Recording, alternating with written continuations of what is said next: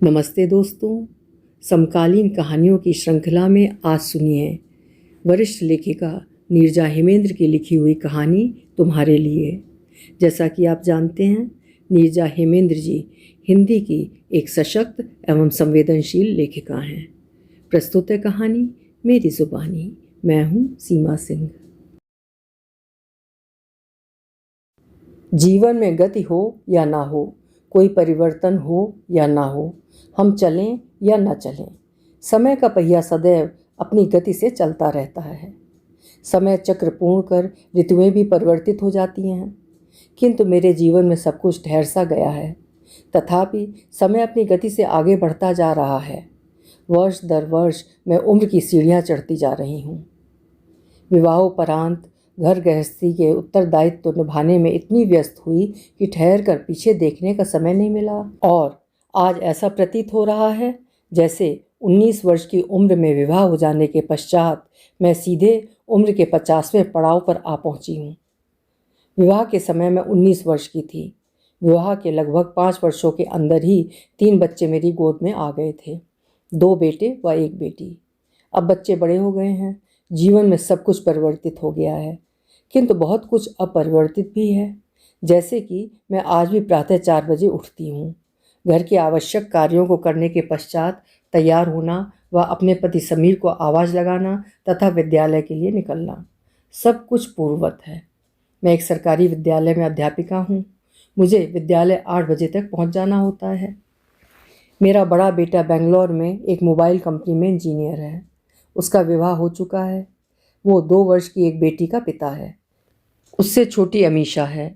उसने MBBS किया है और PG की तैयारी कर रही है। अमन सबसे छोटा है। इस समय उसकी आयु 25 वर्ष है। अमीशा अपने साथ मेडिकल कॉलेज में पढ़ने वाले एक विजातीय लड़के के साथ प्रेम विवाह करना चाहती है। लड़का अच्छा है, मुझे भी पसंद है, किंतु समीर को उस लड़के से अमीशा के मेलजोल बढ़ाने पर आपत्ति है। वो लड़का भी एक अच्छे मेडिकल कॉलेज से PG कर रहा है, समृद्ध घर का लड़का है तथा गांव से संबंध रखता है। जमीन, धन संपदा, खेती सब कुछ है उसके परिवार में। मैं इस तथ्य से वाकिफ़ हूँ कि ऐसा योग्य लड़का मैं अमीशा के लिए ढूंढना चाहूँगी तब भी नहीं ढूंढ पाऊँगी। फिर भी समीर को ठीक नहीं लगता। मुझे स्मरण है वो दिन जब अमीशा का MBBS का अंतिम वर्ष पूरा होने वाला था। अंतिम वर्ष उसका कॉलेज के हॉस्टल में रुकना आवश्यक था, क्योंकि इस वर्ष उसकी ड्यूटी डॉक्टर के साथ वार्ड में लगती थी, जो आवश्यकता अनुसार कभी दिन तो कभी रात के शिफ्टों में होती थी। तब वो रविवार को ही घर आ पाती थी। आज इतनी देर क्यों हो गई घर आने में? एक रविवार शाम के 9 बजे अमीशा के घर में प्रवेश करते ही समीर ने पूछा था, पापा, इस रविवार हमारी इमरजेंसी ड्यूटी थी, आज का अवकाश मिलने वाला ही नहीं था। अंतिम समय लगभग 8 बजे अवकाश की सूचना हमें मिली, अमीशा ने घबराते हुए कहा था। मेडिकल कॉलेज से घर की दूरी आधे घंटे की है। तुम्हें 1.5 घंटे लग गए घर आने में? समीर ने उसके आने वाले समय को और बढ़ाते हुए पूछा। अमीशा ने उनकी बात का कोई उत्तर नहीं दिया, चुपचाप कमरे में चली गई थी। जब से समीर को यह ज्ञात हुआ है कि अमीशा अपने साथ पढ़ने वाले लड़के को पसंद करती है तथा उसके साथ ही विवाह करना चाहती है, तब से उसके किंचित मात्र भी विलंब से आने पर वो संदेह करने लगते हैं। उन्हें यह डर लगा रहता है कि अमीशा कहीं उस लड़के के साथ घूम तो नहीं रही। एक पिता के दृष्टिकोण से उनकी चिंता अपने स्थान पर सही है, किंतु मैं चाहती हूँ कि इन दायित्वों के निर्वहन में बच्चों की भावनाएं आहत ना हों। माता पिता के प्रति बच्चों के मन में सम्मान की भावना में कमी ना होने पाए, इसलिए ऐसा करने से मैं समीर को रोकती हूँ। मैं समीर की इस सोच में भी परिवर्तन करना चाहती हूँ। उन्हें ये विश्वास दिलाना चाहती हूँ कि अमीशा ऐसी लड़की नहीं है। यदि ऐसी होती तो मेडिकल की कठिन पढ़ाई कैसे करती, उसका मन अध्ययन में कैसे लगता। उसने कठिन परिश्रम से MBBS की शिक्षा पूरी की है। समीर के उल्टे सीधे प्रश्नों से अक्सर घर का माहौल तनावपूर्ण हो जाता है। समीर का इस प्रकार के प्रश्न पूछना, अमीशा पर संदेह करना मुझे अच्छा नहीं लगता। अमीशा समझदार लड़की है। ये तो अच्छा है कि वो अपने पापा की बातों का बुरा नहीं मानती, हंसती रहती है, अपने काम में व्यस्त रहती है। लड़कियां होती ही ऐसी हैं।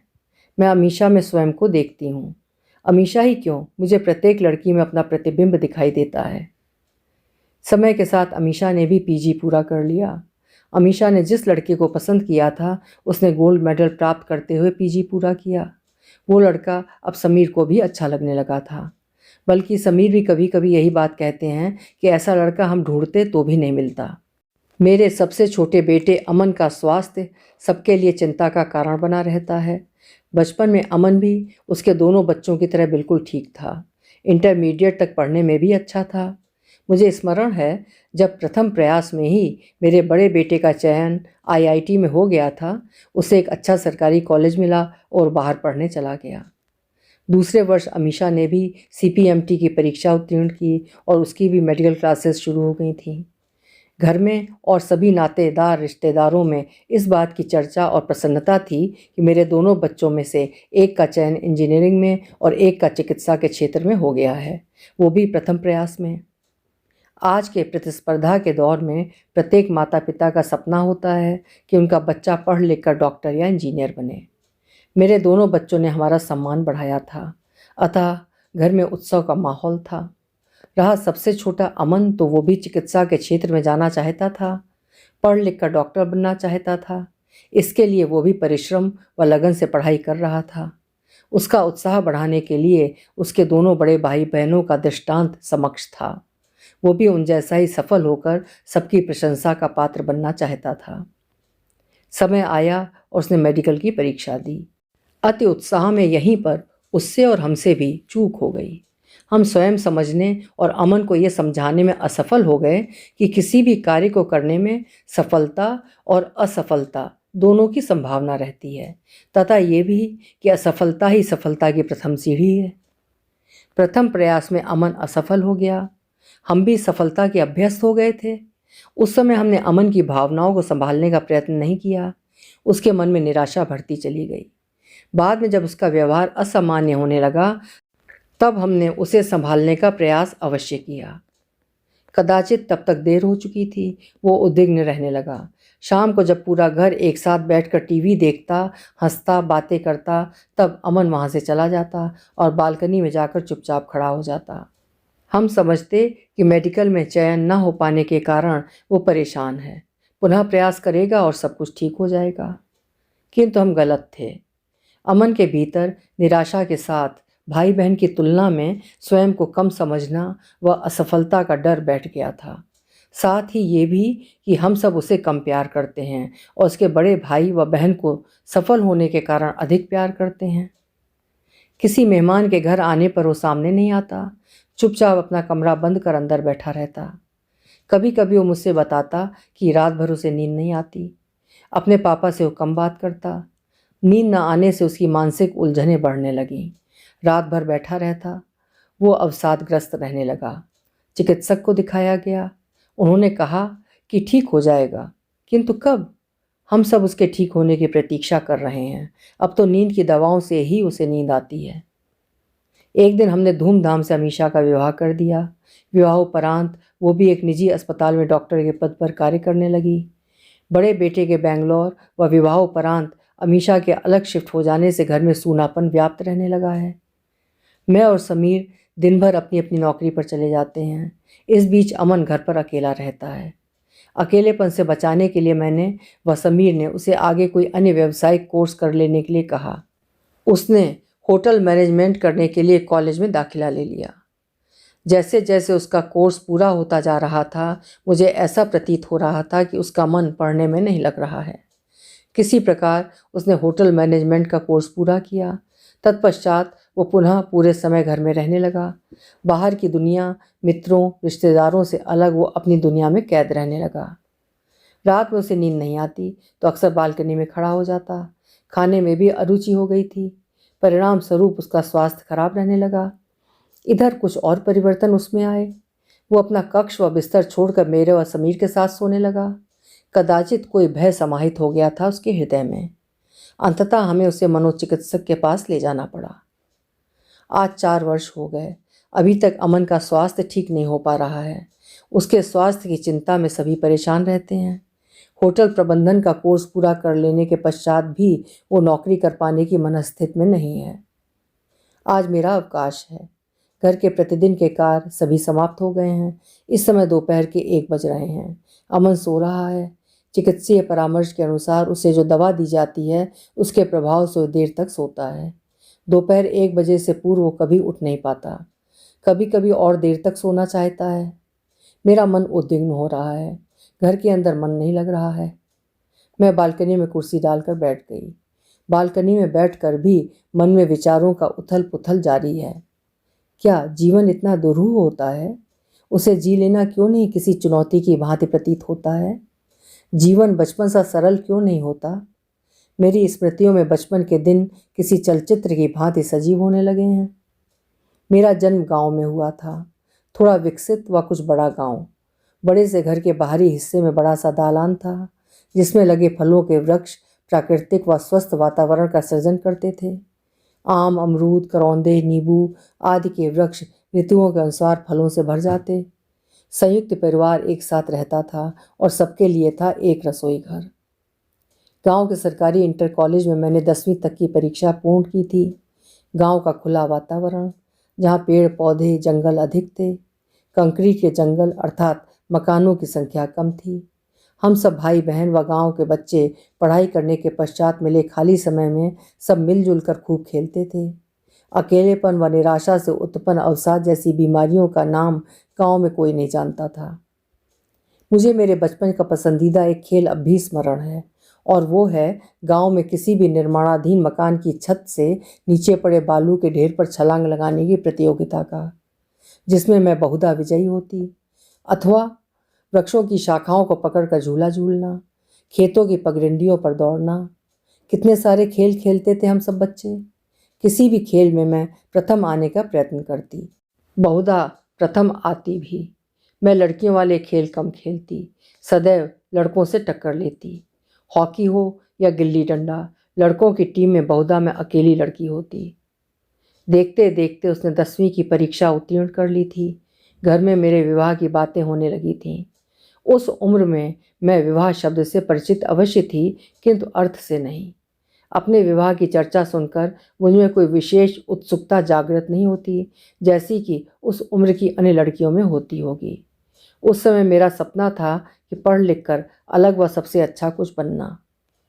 मैं समझती खेतों में बागों में भाई बहनों के साथ खेलना, कच्चे आम कच्चे पक्के अमरूद तोड़ना व बड़े चाव से खाना, यही जीवन है। माँ की कई डांट खाने के उपरांत घर के कुछ कार्यों में उनका हाथ बटाना तथा पुनः उनकी दृष्टि बचाकर खेलने भाग जाना, तब यही जीवन था। जीवन का यही अर्थ समझ में आता था। एक दिन मुझे पता चला कि मेरा विवाह तय हो गया है। मैं 10वीं कक्षा में थी, लड़का ग्रेजुएशन कर रहा है। वो जौनपुर के एक छोटे से गांव का रहने वाला था। विवाह के उपरांत मैं ससुराल आ गई। इतने वर्षों के पश्चात भी ससुराल की स्मृतियां अभी तक मेरे मन मस्तिष्क में ताज़ा हैं। दिन भर घूंघट में रहना, घूंघट में रहते हुए घर के कार्य करना, शौच के लिए खेतों में जाना, वो भी भोर होने से पहले और रात्रि में। कितनी दुर्दशा हुई थी मेरी ससुराल के गांव में, मैं ही जानती हूँ। कहाँ बचपन का वो उन्मुक्त जीवन, और कहाँ ये जीवन जिसमें बचपन कहीं बिला गया था। कदापि मेरे भीतर कुछ साहस शेष रह गया था, अतः आगे पढ़ने के लिए मैंने विद्रोह के स्वर को मुखर किया। ससुराल से माँ के घर आकर किसी प्रकार 12वीं की परीक्षा उत्तीर्ण कर ली। तत्पश्चात आगे स्नातक की शिक्षा के लिए अपनी इच्छा प्रकट की। माँ के घर में शिक्षा का वातावरण था ही। ससुराल के पक्ष के लोग भी शिक्षित थे, किंतु बहू की शिक्षा के प्रति उदासीन व कुछ कुछ विरोधी भी। अतः मैंने दृढ़ता से अपनी बात रखी। किसी प्रकार स्नातक में माँ के घर से प्रवेश दिलाया गया। मैं पढ़ने के लिए अधिकतर माँ के घर रहने लगी थी। उन दिनों और आज के समय में कितना फर्क आ गया है। आज अमीशा अपनी पसंद के लड़के से ब्याह की बात बेबाक होकर कह सकती है। उन दिनों में समीर से ब्याह के पश्चात भी खुलकर बात नहीं कर सकती थी। ससुराल तो ससुराल, माँ के घर भी नहीं। उस समय लज्जा, या कह सकते हैं बड़ों के सम्मान के भाव का एक आवरण सा बना रहता था, जिसे पार करने की इच्छा नहीं होती थी। मुझे स्मरण है कि एक बार माँ के घर समीर मुझसे मिलने आए। माँ ने उनकी खूब आवभगत की। समीर की इच्छा थी कि कोई फिल्म देखी जाए। इच्छा मेरी भी थी, क्योंकि विवाह से पूर्व फिल्म देखने की इच्छा प्रकट करने पर माँ कहा करती थी कि शादी के बाद अपने पति के साथ सिनेमा देखने जाना। अर्थात मेरी सभी इच्छाएं विवाह के उपरांत ही पूरी होनी थीं। विवाह ऐसा हुआ और ससुराल ऐसी मिली कि वहाँ से यह असंभव था। अतः माँ ने समीर के साथ फिल्म देखने जाने की आज्ञा दे दी। मैं मन ही मन प्रसन्न थी। सुबह से ही जाने की तैयारियों में व्यस्त थी। घर के कार्यों में माँ का हाथ बटाया। मन में प्रसन्नता की लहरें प्रवाहित हो रही थीं। आज ये पहनूंगी, इस प्रकार तैयार होऊंगी, आदि आदि। आकर्षक लगने की पूर्ण तैयारी थी। जैसा कि प्रत्येक युवती के मन में नई नई शादी के पश्चात ऐसी इच्छा होती है। मैं और समीर दोनों तैयार हो गए। हॉल घर से अधिक दूर नहीं था। वहाँ तक जाने के लिए पापा ने समीर को अपनी साइकिल दी, जिसके पीछे के कैरियर पर मुझे बैठना था। मैं बैठ गई। समीर ने साइकिल आगे बढ़ाई। मैंने मन ही मन सोचा, घर से कुछ दूर जाकर स्थान बदलकर मैं साइकिल के आगे लोहे की रॉड पर बैठ जाऊंगी। अभी यह विचार मन में उठ ही रहा था कि मैंने देखा कि मेरा छोटा भाई राहुल अपनी साइकिल से हमारे साथ ही चल रहा है। माँ ने हम लोगों के साथ उसे भी लगा दिया था। छोटे कस्बों में ब्याहता लड़की भी अपने पति के साथ अकेले नहीं आ जा सकती थी। जब राहुल साथ साथ चल ही रहा था तो मेरा साइकिल पर आगे बैठने का प्रश्न ही नहीं था। संस्कारों व अदब भरा जीवन हुआ करता था उस समय। हम सब शिष्टाचारों से बंधे थे। कभी कभी मैं सोचती हूँ कि वो सारे बंधन, सारी बंदिशें बिल्कुल सही थीं। कम से कम समाज में नैतिकता और रिश्तों की मान मर्यादा, बड़े छोटे का आदर सम्मान था। इसी कारण गांव की बेटी सबकी बेटी हुआ करती थी। आज वो सब मर्यादाएं, उस श्रृंखलताएं भरे वातावरण व दुनियावी भीड़ भाड़ में न जाने कहाँ गुम हो गई है। पुराने दिन न मात्र स्मृतियों में शेष रह गए हैं, किंतु स्मृतियों में कब तक रहा जा सकता है। इनसे निकलकर वर्तमान में यथार्थ के धरातल पर आना ही पड़ता है। मेरा वर्तमान यही है कि मुझे अब अमन की चिंता होने लगी है। मैं सोचती हूँ कि अभी तो समीर के माता पिता हमारे साथ रहते हैं। मेरे और समीर के काम पर चले जाने के पश्चात अमन की देखभाल करते हैं, किंतु कब तक। उम्र के अंतिम पड़ाव पर उनकी सक्रियता क्षीण होती जा रही है। उनका बहुत बड़ा संबल यही है कि घर में अमन को अकेले नहीं रहना पड़ता। ऋतुएं परिवर्तित हो रही हैं। चारों तरफ का परिदृश्य परिवर्तित हो रहा है। 5 वर्ष पूरे हो जाएंगे। अमन का स्वास्थ्य ठीक नहीं हो पा रहा है। नाते रिश्तेदारों और समीर के अम्मा बाबूजी का विचार है कि यदि अमन का विवाह कर दिया जाए तो कदाचित उसकी दशा और स्वास्थ्य में सुधार हो जाए। समीर भी यही चाहते हैं, किंतु कैसे, कौन देगा अपनी पुत्री। हम किसी निर्धन घर की कम पढ़ी लिखी लड़की लाएंगे। मेरी सास सुभद्रा देवी ने अपने विचार रखे। हाँ, ऐसी ही लड़की सही रहेगी। निर्धन घर की रहेगी, तुम्हारी बात मानेगी। समीर ने उनकी बातों का समर्थन करते हुए कहा। कम पढ़ी लिखी लड़की क्यों, अमन तो शिक्षित है, उसका उपचार चल रहा है। ईश्वर ने चाहा तो उसका स्वास्थ्य भी ठीक हो जाएगा। मैंने अपनी बात रखी। मेरी बात सुनकर सब चुप हो गए। घर में सन्नाटा पसर गया। कदाचित उन्हें मेरी बात ठीक नहीं लगी। अमन अभी नौकरी करने की स्थिति में नहीं है, हमें प्रतीक्षा करनी चाहिए।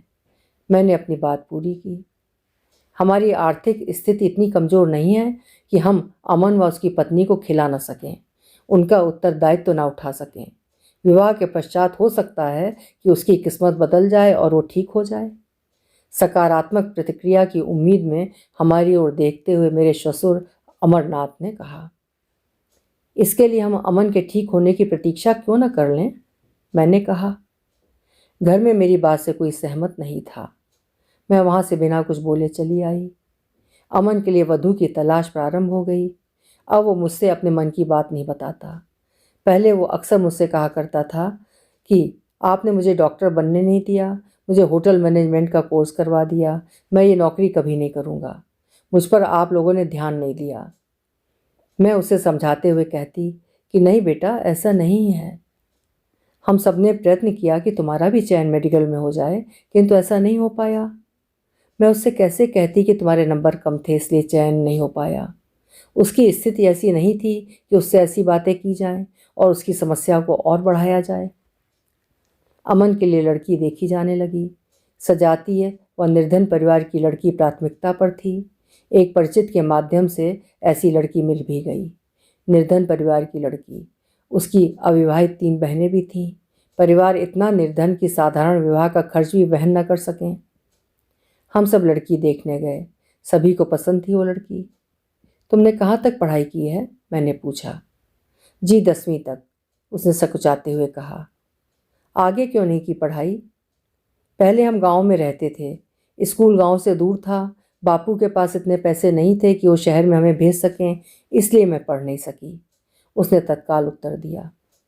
मैं समझ गई कि ये लड़की बुद्धिमान है, उसे आगे बढ़ने का अवसर नहीं मिला। यहाँ शहर में माँ और बापू दोनों को काम मिल गया है, इसलिए मेरे छोटे भाई बहन पढ़ने स्कूल जा रहे हैं। उसने कहा, अभी तुम्हारी उम्र अधिक नहीं है, तुम्हें आगे पढ़ने का अवसर मिले तो क्या तुम पढ़ना चाहोगी? मैंने पूछा। मैं 10वीं पास हूँ, इसके आगे यदि कोई व्यावसायिक कोर्स करने का अवसर मिलेगा तो अवश्य करूँगी, जैसे टेलरिंग, कुकिंग, टाइपिंग आदि। यही ठीक रहेगा मेरे लिए, इनमें ही मेरी रुचि है, उसने कहा। उसकी बातें सुनकर मुझे प्रसन्नता हुई। मैंने मन ही मन सोचा कि अमन के लिए इतनी समझदार लड़की पुनः नहीं मिलेगी। यही अमन के लिए सही जीवन साथी होगी। उसके सुख दुख में उसका संबल होगी। उसकी बातों से मेरी सास, मेरे पति भी संतुष्ट दिखे। वो लड़की जिसका नाम सुरभि था, उसके माता पिता से अपनी पसंद नापसंद की सूचना फ़ोन द्वारा देने की बात कहकर हम घर आ गए, जबकि वास्तविकता ये थी कि सुरभि मुझे बहुत अच्छी लगी। अमन अब तक सो रहा था। वो देर रात तक जगता है। उसकी अनभिज्ञता में उसे नींद की दवा दी जाती है, तब जाकर उसे कहीं नींद आती है। घर में सबकी बातचीत के स्वर सुनकर वो कुछ ही देर में उठ गया। हमने पहले से उसे बता दिया था कि उसके विवाह की बात चल रही है। एक दो अन्य लड़कियों की तस्वीरें भी हमारे पास थीं। आज हमने कई तस्वीरों में से सुरभि की तस्वीर दिखाते हुए उसे बताया कि इस लड़की से उसका विवाह तय करने की हम सब ने सोची है।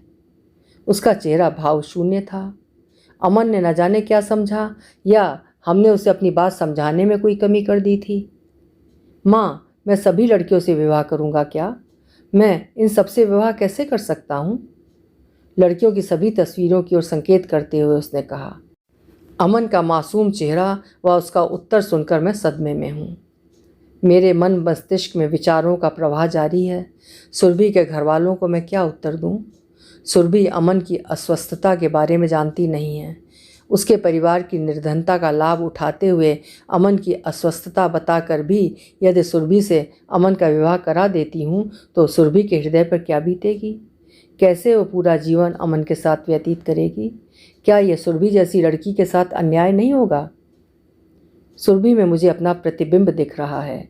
किसी के जीवन से नहीं खेल सकती मैं। सुरभि बुद्धिमान लड़की है। भविष्य में वो बहुत कुछ करना चाहती है। आगे बढ़ने व कुछ बनने का मादा है उसमें। अवसर उसे मिलना ही चाहिए। अमन के साथ विवाह हो जाने के पश्चात उसकी प्रखरता की धार अवश्य कुंद हो जाएगी, जटिलताओं में वो घिर जाएगी। अपने लाभ के लिए मैं ऐसा नहीं होने दूंगी। मैंने निर्णय ले लिया है। अमन के भाग्य में जो लिखा होगा वो होगा, किंतु सुरभि के जीवन को जटिलताओं में उलझाने का मुझे कोई अधिकार नहीं है। मैंने ये भी सोच लिया है कि सुरभि के घर वालों से ये नहीं कहूँगी कि सुरभि मुझे पसंद नहीं है, बल्कि ये कहूँगी कि मेरा बेटा सुरभि के योग्य नहीं है। मैं अपने मोबाइल फ़ोन से सुरभि के पिता का नंबर मिला रही हूँ। अभी आप सुन रहे थे नीरजा हेमेंद्र जी की लिखी हुई एक भावनात्मक कहानी तुम्हारे लिए। उम्मीद है कहानी आपको ज़रूर पसंद आई होगी। कहानी पसंद आई हो तो लाइक ज़रूर करिएगा, और चैनल अभी तक सब्सक्राइब ना किया हो तो आपसे अनुरोध है कि चैनल भी सब्सक्राइब कर लीजिएगा। कल फिर मिलेंगे। आपका समय शुभ हो।